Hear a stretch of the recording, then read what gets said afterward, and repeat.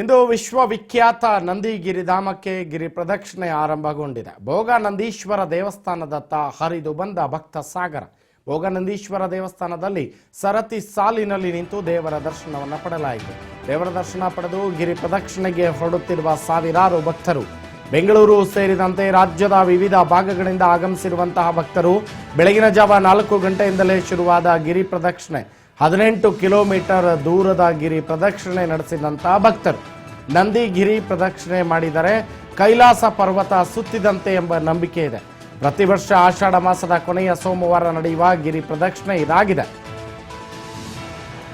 ಬೆಳಗ್ಗೆ 4 ಗಂಟೆಯಿಂದಲೇ ಶುರುವಾದಂತಹ ಗಿರಿ ಪ್ರದಕ್ಷಿಣೆ 18 ಕಿಲೋಮೀಟರ್ ದೂರದ ಗಿರಿ ಪ್ರದಕ್ಷಿಣೆ ನಡೆಸಿದಂತಹ ಭಕ್ತ ವೃಂದ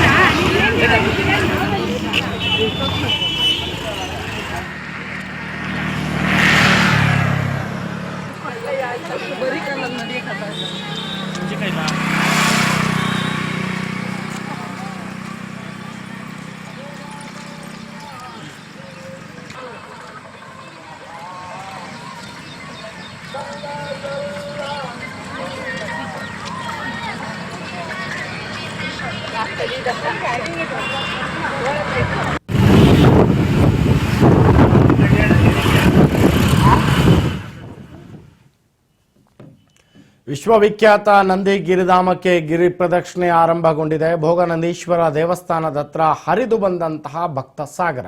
ಭೋಗನಂದೀಶ್ವರ ದೇವರ ದೇವಸ್ಥಾನದಲ್ಲಿ ಸರತಿ ಸಾಲಿನಲ್ಲಿ ನಿಂತು ದೇವರ ದರ್ಶನವನ್ನು ಪಡೆದಂತಹ ಜನ ಗಿರಿ ಪ್ರದಕ್ಷಿಣೆಗೆ ಹೊರಡುತ್ತಿರುವಂತಹ ಸಾವಿರಾರು ಭಕ್ತರು.